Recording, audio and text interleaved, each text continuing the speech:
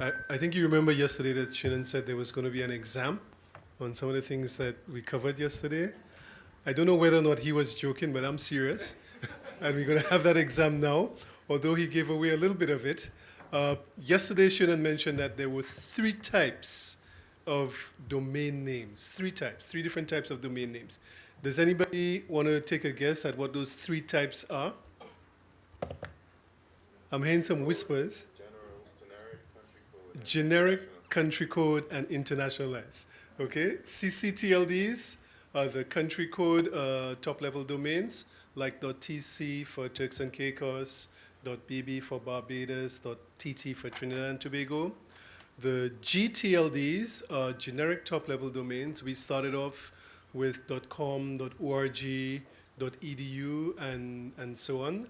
And ICANN developed what we refer to as a new gTLD program to expand competition and choice. I'll speak a little bit about that. And we have the internationalized domain names, which are domain names in foreign characters, like domain names in a Russian script, dot something in Russian, or dot something in Chinese, or dot something in Arabic. The Arabic ones are particularly interesting because they read in the other direction. We read from left to right. They read from right to left. So we'll talk a little bit about those domain names and how they relate to you.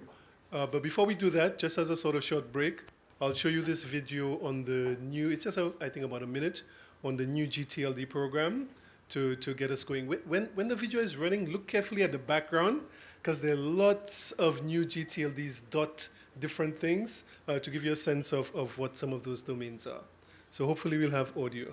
The dot is making new friends, more than 1,300 of them, and they're going to change the internet like never before. The old friends, like org, net, and com, as well as the many two-letter friends from around the world, will continue to sit by the side of the dot. But these new friends promise to show us new things, take us to new places, and open new paths to innovation. Some are brands, names you already know, who are designing new ways to better serve your online needs. Some are generics, everyday words that just might attract your personal or professional online interests. Still others are cities and towns offering an online home for you or your business. And for the first time, dot names in many more languages and characters, giving voice to 1 billion more internet users. Yes, thanks to the dot's many new friends, the internet is changing.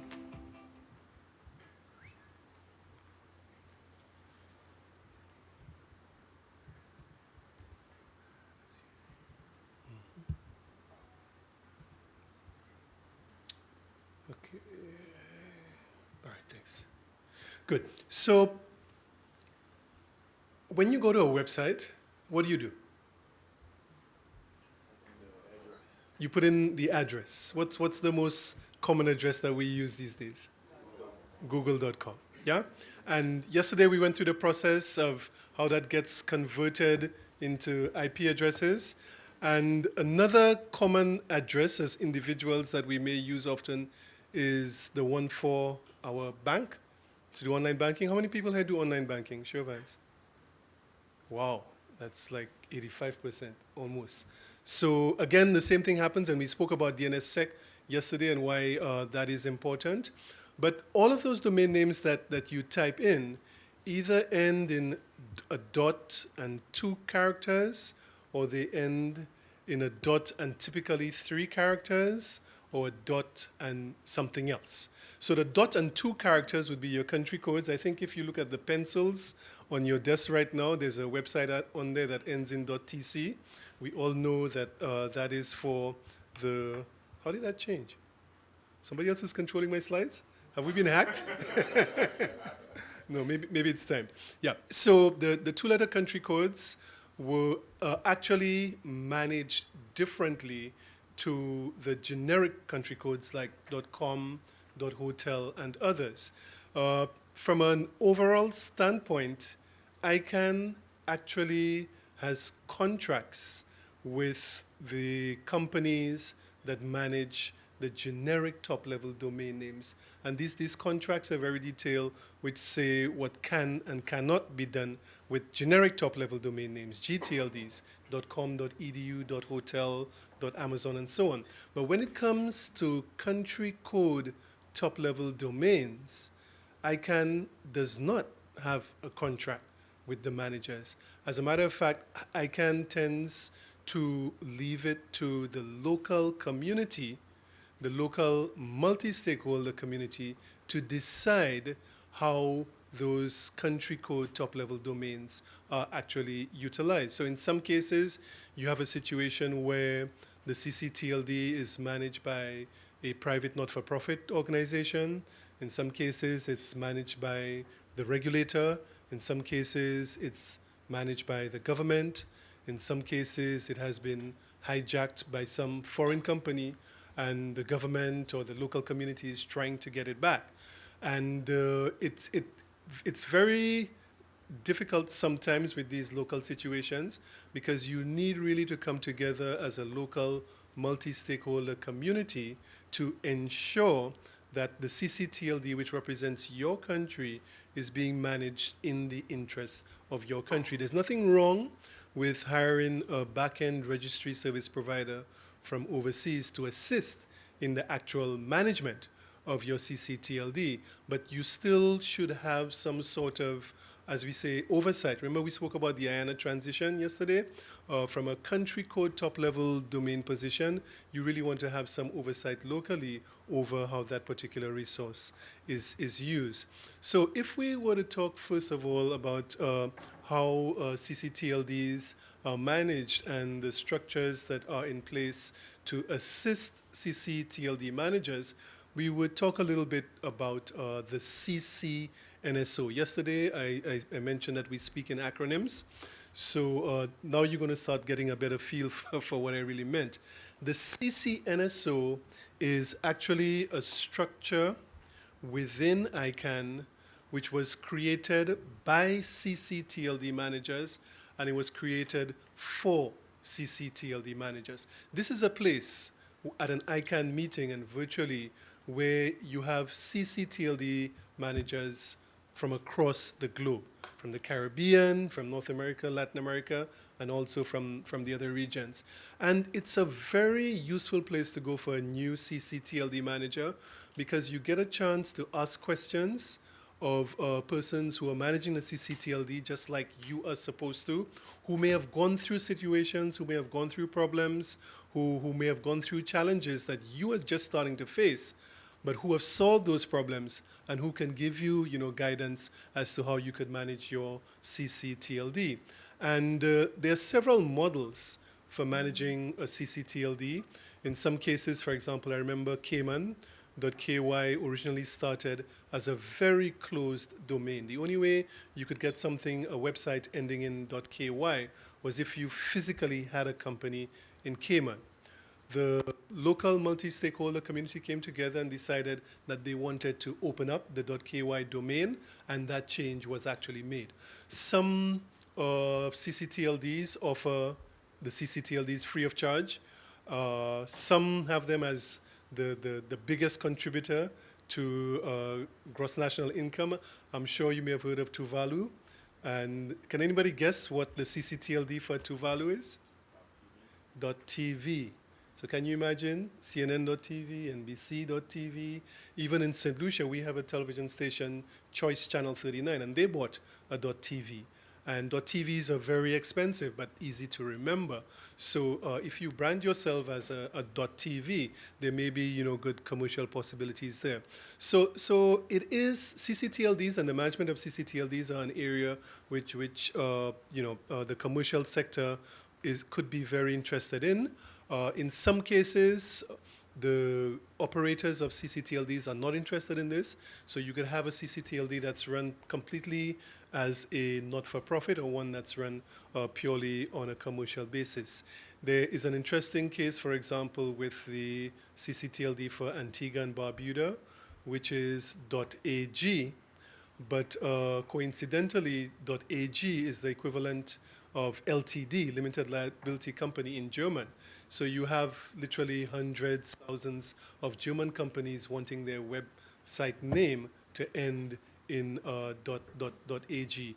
So ICANN tends to promote the DNS industry, indicating that there are possibilities for expansion of this industry for countries, and it's something that a ccTLD manager would like to look at. But when you engage within the CCNSO, you were able to get a better understanding of how issues management with a ccTLD can be handled, and you can get support. Some may choose to go with an open source platform for managing the ccTLD, or they may choose to go with a commercial platform.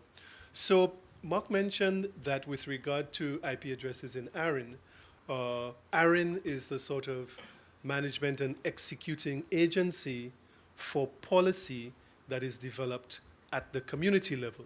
Within the CCNSO, there's something similar which goes on.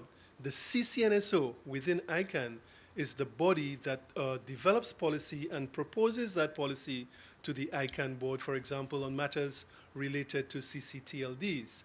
There was a case where the new TLDs were being rolled out, but the CCNSO made a case for rolling out the IDN ccTLDs faster than the generic ones, because it was felt at the CCNSO community that stakeholders in foreign language countries who previously had not been able to use the internet unless they learned English should have a faster opportunity to get online rather than those who just want another domain name in English. So the way that worked was somebody came up with that idea at the CCNSO. It was discussed amongst the members. The members proposed the policy to the ICANN board, and it was eventually adopted. Within the CCNSO, there is a council, which is like the board of the CCNSO. And as you see on this slide, there are 15 members that are elected by the CCNSO, and 3 that are appointed by what we call the NONCOM, the nominating committee. And there is actually someone from the Caribbean. Her name is Christelle Vaval from Haiti, sitting on the CCNSO right now. And one of the things we spoke about yesterday was working together. If we in Turks and Caicos or in the wider Caribbean have an issue that we want to take to the CCNSO, we can use the Caribbean's rep on the CCNSO to move that forward. Something that we mentioned yesterday as well is that working groups are very important. And most of the activities and the development of policy that takes place within the CCNSO is done by working groups. There is a move right now to encourage new participants and new participation on some of these working groups, because there is a phenomenon which is referred to as volunteer burnout. I know there's at least one person in this room who is suffering heavily from it. He's sitting at the back in the corner. You'll hear from Carlton. But Carlton, I think, works maybe as much as 70 hours a week because of the volunteer time that he spends on policy development on some of these working groups. And you'll hear a little bit more about that from him. On the CCNSO, remember we're talking about country code, top-level domain managers. There is also interaction with other parts of ICANN, because you may have a situation where a ccTLD manager perhaps is not a part of government or is not a part of the regulator, but is maybe a not-for-profit or a private entity. And there is a good opportunity for that ccTLD manager to engage then with government-level individuals who can perhaps have a discussion, especially in tense situations where you have a government, for example, wanting to change the way that a ccTLD is being managed and perhaps have some more involvement with the community. And there's also involvement across the two groups, the ccTLDs through the CCNSO and the generic name supporting organization the GNSO. Now, in order to encourage as wide participation as possible, there is no restriction to non-members of the CCNSO participating in the policy development. As a matter of fact, it is encouraged. So just because, for example, Turks and Caicos is not a member of the CCNSO does not mean that you cannot join the meeting next week remotely and participate in what is going on. And as a matter of fact, that is encouraged. However, it is recommended that all of the managers of ccTLDs become members of the CCNSO in order to ensure an awareness of best practice and to increase overall the security, stability, and resiliency of the internet. And then we do the shift to the generic top-level domains. And what you are seeing, this first slide that I showed you, is actually a sub-web within the ICANN web, which is dedicated to the CCNSO. And like that, there are sub-webs for all of the communities that operate within ICANN. And similarly, you have the sub-web for the GNSO, the Generic Name Supporting Organization. And it's easy to get to those sub-webs. You just type in ccnso.icann.org or gnso.icann.org. And a little about the GNSO, the Generic Name Supporting Organization, again, is a body within ICANN which fashions policies for the generic top-level domains, .com, .org, .edu, and all of the new ones.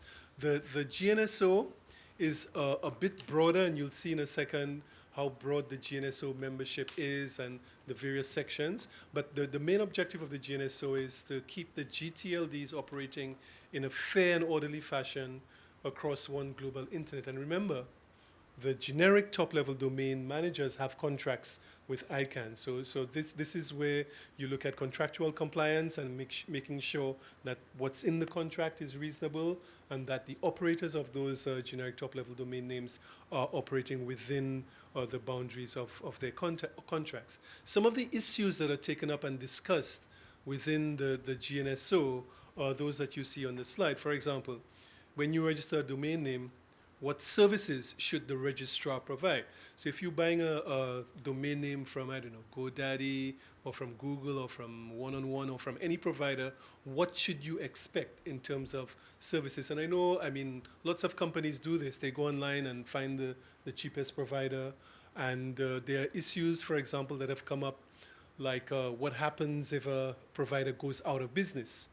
If you have bought a domain name from a particular provider, put your website up, put all of your emails up, and you've been operating, and all of a sudden the registrar disappears, what is the implication for you? So those kinds of discussions actually take place within the GNSO, and stakeholders are able to get their concerns to feature in the contracts that ICANN has with the generic top-level domain operators.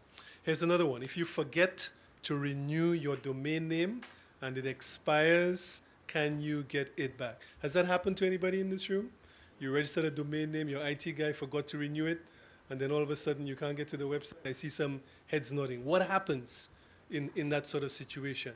So the way it works in the ICANN multi-stakeholder community is that you decide what happens, not ICANN staff. You participate in the discussions within the GNSO. If a particular position is being proposed that you disagree with, you say so and you give your reasons why. There's an open discussion, and in the end, consensus is reached on what should happen in that kind of situation. As a result of this, I think there are sort of periods after which the domain has expired, which allow you a chance to get it back if you've forgotten to renew it. We had a case in St. Lucia where one of our TV stations, hts.com, had an IT manager who forgot to renew hts.com. And as a result, the domain expired. It was bought by somebody else for maybe about, $10. And when HTS tried to go back to that person to buy the domain name, they were charging $50,000 US. The end result was HTS had to abandon that domain name and start using hts.org. and they had to spend a tremendous amount of money on a campaign, a media campaign, telling everybody, okay, hts.com is not our website anymore. You need to go to HTS Official or hts.org. So these issues can have a significant financial implication for your business if you are not aware of them and if they are not managed properly. Another issue that is discussed with regard to ccTLD management in the GNSO is what happens if someone registers a domain name that is confusingly similar to your domain name. You may not be aware of this, but many companies, particularly the bigger international ones, engage in what we call defensive registrations. So we all know, for example, that there's a domain name www.google.com, but sometimes, we either type too fast or too slow, or our fingers are too fat, and we may miss an O or add an additional O. And what companies like Google would do is they would actually buy the domain name Google with 3 O's or 4 O's or 2 O's, just in case there's some users who actually were to type that in. But in other cases, I mean, that's accidental usage. But in other cases, there's very malicious intent by some companies. Let's say Coke.com, C-O-O-K-E, and somebody would go and register C-U-K-E or something. And then all of a sudden you get to this website. They may even get it to look like Coke, or they may get it to look like something else that you might be interested in because they're following your cookies. And all of a sudden, you were looking at maybe, buying suitcases, and you type in www.cuke.com and you get a website about the type of suitcases that you were interested in. And you forget what you were originally trying to do, and you go across there, lose 15 minutes, and maybe spend some money out of your credit card, and financial implication. So you need to decide whether you want to take part in these discussions in the GNSO with regard to confusingly similar names, and propose that there should be a policy which does or does not allow those types of names. This is where you decide what happens with your internet. It's not ICANN's internet. I mentioned that the GNSO is a little bit more complex than the ccNSO.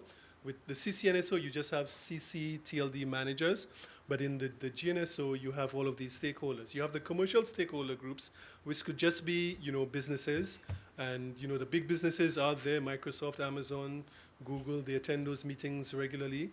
You have intellectual property constituents who are very interested in ensuring that the property rights of their clients are protected.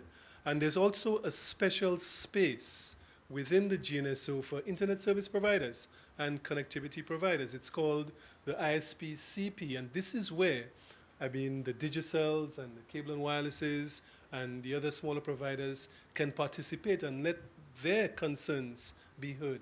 Because, a lot of the times we hear of battles where it seems that the government is in a battle with a provider, or the provider is in a battle with the government. And the GNSO has a space where, those topics could be discussed very openly, where all of the views are considered. Because remember, there is interaction across constituency.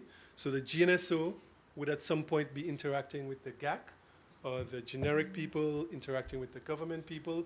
And the whole idea is to keep having an open, secure, stable, and reliable internet. And also in the GNSO, you have the non-commercial stakeholders, not-for-profit operational concerns, NPOC. So if you go to the ICANN meeting next week and you hear about NPOC, all they're talking about is not-for-profits, and also you have non-commercial users, individuals who are not like the Googles and Microsofts and so on. Also within the GNSO, you have the resellers, I'm using that term loosely, of domain names, and the registrars. The registrars have a direct contract with ICANN, and also the registries, have a direct contract with ICANN, and also some of the registrars who operate at a high level for these new domain names. Now, similar to the ccNSO, the GNSO has its council, and as you may be able to see on here, the council of the GNSO is made up of registries, registrars, but also representatives from those other groupings. On the commercial side, 2 representatives from business, 2 representatives from the intellectual property concerns, and 2 representatives from the internet service providers. And I've been to some of those internet service provider meetings, and it would be of interest, for Digicel. I know Digicel and Cable and Wireless are here to pay some attention to that, because you really have a body which is speaking up on your behalf within the global ICANN community, which would best represent your needs and your concerns. And you have a similar situation for the non-commercial concerns. So once these policies, whether they come from the CCNSO or the GNSO to the ICANN board, once those policies are developed, within ICANN we have a department called GDD, the Global Domains Division, which implements the policies. And this is how they go about doing it. The policies would come, for example, from the GNSO, and GDD would follow policy development activities and start looking at how policy can be implemented. The ICANN board obviously would have implemented those policies, and GDD would then create a project with the implementation review team to get those policies implemented. And within ICANN, the ICANN staff would work with the implementation review team, and also in putting together the plan of implementation, there is always the important phase of public comment. That is something that features across all policy development and implementation in the global ICANN community. The general public, the stakeholders, always get a chance, even though they have not participated in the drafting up to a particular stage, to comment on policies that have been developed. Policies can actually be changed after drafting if you make a comment in the public sphere which is sufficiently justifying that there needs to be a sort of revision. And the process continues to final implementation, and the GDD eventually hands off the project, and the project gets implemented based on consensus policy. So the key point, again, I cannot overemphasize how much it's important for you as a community to pay attention to what is going on, because there are topics in there that would be of importance to you. The video that I showed you at the beginning was ICANN's attempt to open up the domain name space to competition and choice. So, we had the COMs, the ORGs, and the EDUs, but it was felt, let's come up with some new names, some names that make more sense. Like if, for example, you see something that ends in .hotel, then you know what to expect. If you see something that ends in .jewelry, or something that ends in .mercedes or .apple, you know what to expect. You have a lot of counterfeiting taking place with brands. I could, buy some cheap watches from some part of the world and set up a website that says albertrolex.com. Okay, you may go to my website and see some nice looking watches that look like Rolex watches, but they're not Rolex watches. But if it's known that Rolex has bought the generic top level domain .rolex, then you can be fairly well assured that what you see at the end of that domain name is official. So it's for those and for other reasons. For example, there were domains that came out like .church or .vatican, and there is a very long list of domains. I'll give you the URL in a minute that tells you, what has been delegated. But this slide shows the current status of that new TLD program. There have been approximately 2,000 applications for new domain names, and there are 926 out of those 2,000 which have actually been delegated. And what this means is that after the application has been made, let's say, for example, .Paris or .hotel, after the application has been made, vetted, reviewed, all of the financial considerations have been taken care of, the technical considerations have been taken care of, the new domain name has been approved, it's been sent to ICANN, and ICANN has set it up technically, sent the request to the NTIA, the US government, and the US government has signed off. We spoke about that yesterday. And the domain name has actually been put into the root where you can start getting domain names off of it. 926 of those have actually been delegated.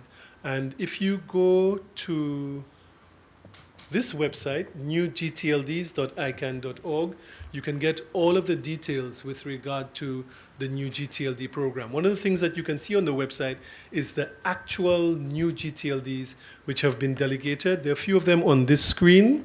You see .chase, .tunes, .song, .store, and you even see an IDN, which looks like it's in Chinese characters at the bottom, which stands for .food in Chinese. So you can see the full list if you go to newgtlds.icann.org, and you would also get information on other aspects of what's going on with that program.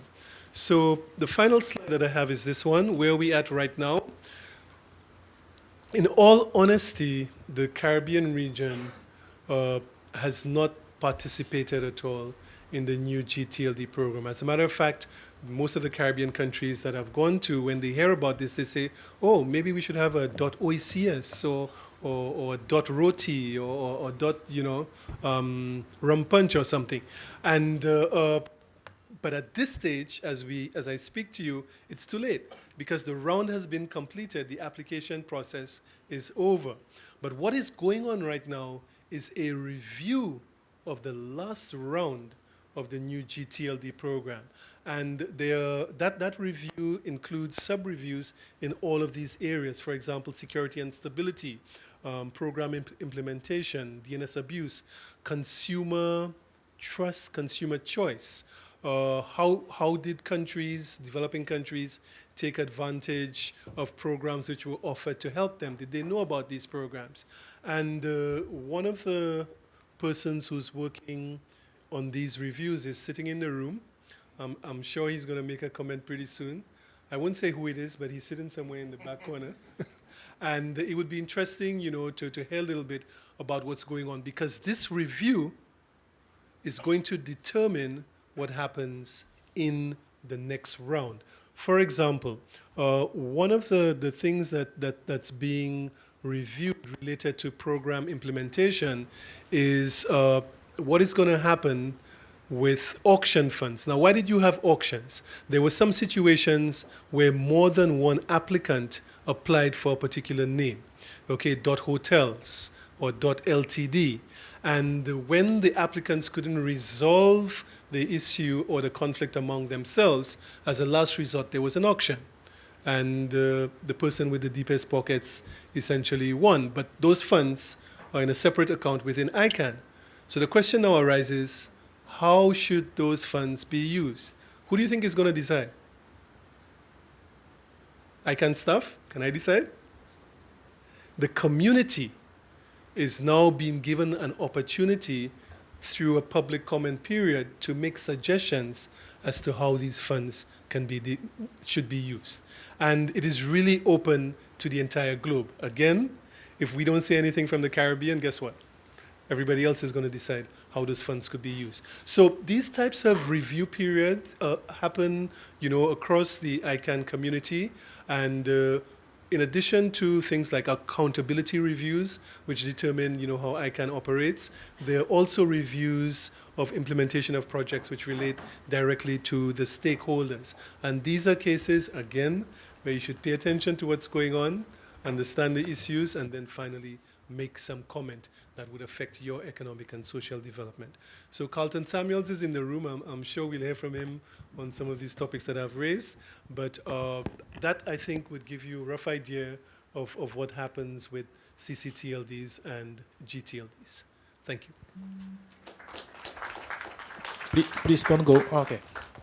So thank you very much, Albert. Are there questions for Albert? Sammy, yes. The mic is over. Thank you, thank you. Albert, let me say, an excellent presentation. However, one of the things that caught my attention was the word that you used in your opening remarks, that some ccTLDs were hijacked. Define for me. Yeah. So there is commercial opportunity, as you no doubt have seen, by having a particular domain name.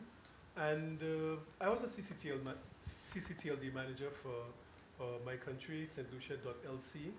And in the early days, well, when I say early, we're talking 1992, 93, nobody in the country knew what the internet was. That was the reality. So I remember I had a training firm, and a friend of mine who was an IT manager in a government computer department said he wanted to organize a workshop. He didn't know how to do it, but he knew that I did workshops all the time. So I said to him, fine, I'll help you organize. So I set up the room, set up the computers, and the workshop was run. But at the end of the workshop, the facilitator came to me and said, look, we're trying to set up this thing called the internet using, dial-up. But we've tried, with certain government agencies, and nobody's interested in this thing called the internet. It doesn't seem like it's going to be something important. Would you, as a not-for-profit, try to get it to work in St. Lucia so that more users would be exposed to this thing called the internet? And I said, sure. And he left a 5.25-inch disc with me, that worked on DOS. And I spent like about 2 weeks when I should have been studying my accounts, trying to figure out this thing. Eventually, I got the computer to connect from St. Lucia to the University of Puerto Rico. And then one person could be connected at a time, and they could type an email. And when they were finished, somebody else could connect. But as a result of that work, I eventually became the ccTLD manager by default for .lc.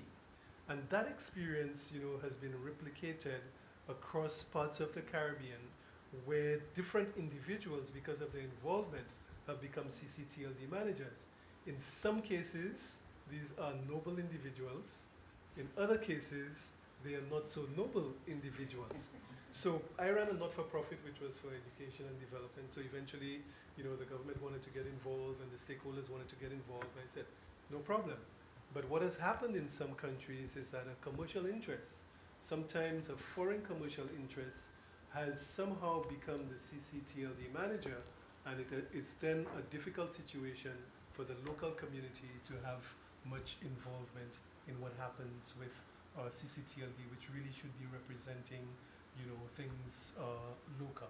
I mean, some communities are happy to have the ccTLDs represent things global. They sell their ccTLD domain names globally, like Tuvalu, which sells to the globe. Many ccTLDs sell to the globe. But in some cases, it has been an uphill battle to get that sort of involvement of the local community in the ccTLD management. Long answer to a short question? Not really. I still trying to figure out how TC got hijacked. Oh, well, you would have to tell me. No, your explanation is fine. Just trying to figure out. Yeah, it's pretty easy. It's an opportunity, just like how HTS in St. Lucia got hijacked. I mean, somebody who understood the system, okay, spotted an opportunity which was time sensitive, and they took it. I mean, I can give you another case that happened in St. Lucia, which was disturbing for me, because we have a Chamber of Commerce, like most companies, and there was a president, and at that time I happened to be on the board of the national radio station, Radio St. Lucia, and I told them, look, you should have your own domain name. So they went to look for Radio St. Lucia, rsl.com. And when they checked the whois, which is where you can go to find out who owns a domain name, they found that it was actually owned by a past president of the Chamber of Commerce. So we said, great, we'll ask him to get the domain.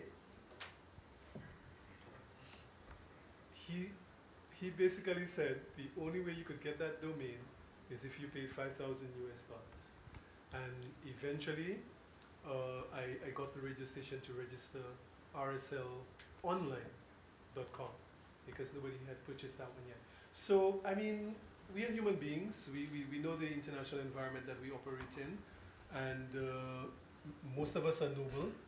and there are others, and sometimes the others, see a business opportunity, and they go for it and get it quickly before. So how ICANN can assist in the state of getting hijacked? That is the question I was waiting for. So participate in the ICANN community so that you have a better understanding of these issues and processes, and you are then in a position to go with your community, your multi-stakeholder community, the government, the regulator, the end users, the business community, and say, look, this is what would be good for our community. And it looks like Carlton is ready to jump into the fray. I think we will just, I will not put you in a bad spot. Mhm. I will just highlight, let's say, the redelegation. I don't want to talk redelegation at all. Thank you. I won't mention it. So if you want to mention it, you Yeah. can. So, I'm not going to Yeah. put you in a bad okay. Well, it sounds very low. Carlton Samuels for the record. Albert has spent a lot of time being very delicate around the issue of. Let me tell you what the history, a little bit of the history of ccTLD. That is the country code top level domain. For a long time, most of the Caribbean ccTLDs were actually parked in Puerto Rico. They were parked at the University of Puerto Rico. The fellow who gave them out, John Postel, may he rest in peace, simply parked them with Puerto Rico. And I don't know if you know the genesis of the ccTLD names, letters. They're from the ISO 3166 list. So then there was a process of what we call a redelegation. And that is when people inside the country now said, we are going to repatriate our ccTLD domain under local control. And that was the first time we had some issues there, because some people were more aware than others. Like Albert Telly was probably one of the few people in the Caribbean back in the late 90s. I was further north at the time, who actually understood what this thing was about. And so some groups got hold of the domain name and started operating it. And so then there was a struggle for that to be nationalized. That was one. Then there were other issues, like you had the ccTLD, and they had what they call service operators who were running the platforms, and they were actually making the decisions that impacted the national interest. And so then you had us telling them, well, look, the policy framework is with ICANN, and what you have to do is to show up and participate so that they know that you exist, and so that you can have a say in how things are run in the country. Some of that has gone away, but there are still some pressures in some countries to make the ccTLD a little bit more available to the national interest and run in a way that it benefits all groups. We have some countries now that is only in the last few years they got redelegated. I, for example, worked with Guyana and with Grenada from my seat at the University of West Indies to help them to repatriate their domains. The real takeaway from this is this: we need more Caribbean people to participate in the policy development process in the entities that have to do with internet. That is including ICANN and the regional internet registries, ARIN, and so on. That is the message we want you to take from here, because there are some issues that still needs to be addressed, but we prefer that they be addressed in what we call a multi-stakeholder way where everybody with an interest come to the table and participate and make the decisions. So I leave it at that. Okay, thank you very much, Carlton. I'm very glad that you did raise that redelegation part, because that's basically one of the issues that I wanted to discuss with Albert as well. I know it's a bit ticklish, given historical facts that you are aware of. So one of the challenges that we have seen and that we're still seeing in the Caribbean and in the Pacifics as well is that mostly governments would like to take operations of the ccTLDs. And this is what we call redelegations. There is a whole process, not saying it's not possible, it's possible, but there is a whole process that should be followed prior to achieve that stage. I'm not sure if That's history. Yes, okay, that's history. Yes, okay, that's history. I think one of the first times that I met Albert is when I was at ICANN. And I was the regional manager for ICANN for the Caribbean. And there was an issue in St. Lucia with Albert.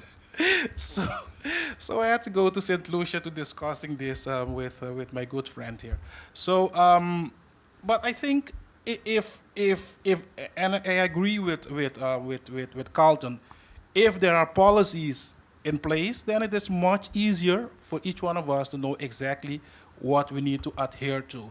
Because at the end of the day, I think all of us would like to see a better internet for the region, for our own country. So that's not the issue. I mean, there should be policies in place, and the locals should be acquainted with what is going on the global level. Because I recall,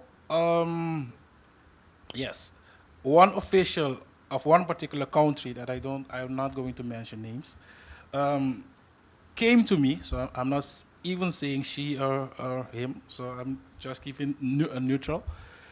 So they came to me and they were discussing certain issues going on in a particular country. But what we did back then was to invite that particular government official to an ICANN meeting. So when we did invite that person to an ICANN meeting, and it became clear to that person what is the procedure. So it was much easier then to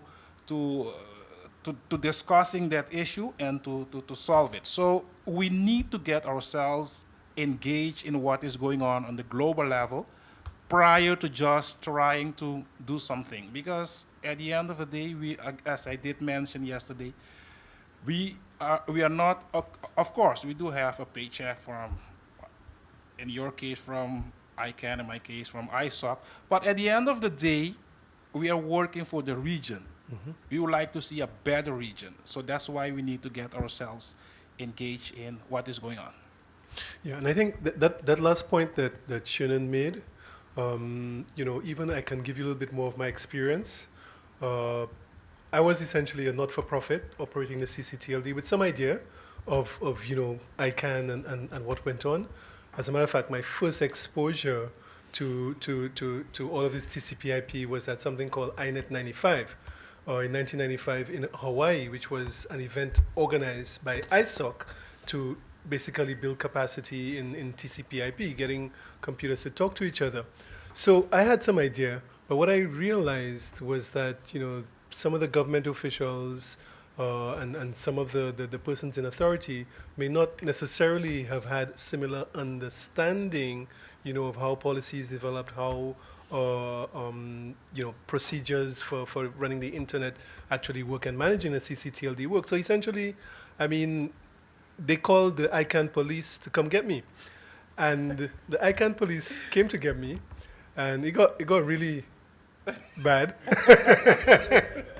But as Shannon indicated, what happened in our case was that the government officials were encouraged to learn more about the global ICANN community and what happens. And as soon as a government official had attended that first meeting, she called me in, and I figured, boy, this is it, All right, but I was pleasantly surprised to realize that because of what she had learned at the ICANN meeting, she said, now I understand where you were coming from. There's no need for the government to do what you're doing, but we would like to work with you in the interest of the community. So yes, we will be involved. You also can be involved, and we involve the business community, and we involve others. And this actually is the sort of approach that I can suggest generally, that the community, the local community, deal with the issue at that level. ICANN will not mandate to you how your local ccTLD should be run. There are only 2 instances where the ICANN police will get you. The first instance is if the ccTLD is being run in a technically incompetent manner which threatens the security, stability, and resiliency of the global internet. Because what happens at a ccTLD can have an impact in the global internet. So if ICANN staff realize that for whatever reason, configuration or otherwise, there are things happening at a ccTLD which threaten the security of the internet, then we will step in. The other instance in which ICANN will step in is if it's clearly apparent that there is blatant unfairness in the way that domain names are being allocated. For example, Shannon is my friend and John is not, so I will only sell a .tc to Shannon, but when John comes to me with a legitimate reason for a .tc domain, I will find some reason to tell him no, he can't get one. If that can be justified with evidence, then ICANN will step in that case. But other than that, ICANN prefers that the community understand the various dimensions of the issues, discuss among themselves, and come up with a solution from within the location. Okay, thank you, Albert. One last question. Yes, I'd just like to make... So we will divide it in 2 half questions. Okay. Go ahead, take the first half.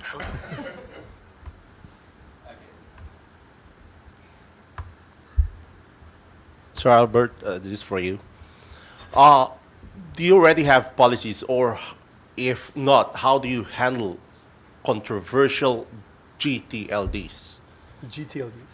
Controversial GTLDs. One good example of this is that exactly a year ago, you guys approved a GTLD, very controversial one, .socks. Countries and big companies were rattled because you don't want to put your company name beside .socks, especially Canada. Canada really was rattled.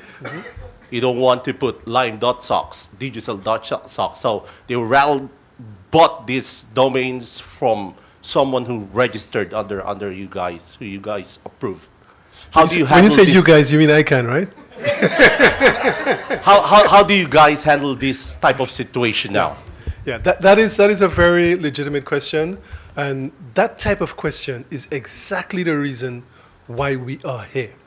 Okay, ICANN has a very focused mandate, and you would have seen, the slides of the ecosystem and where each organization fits in.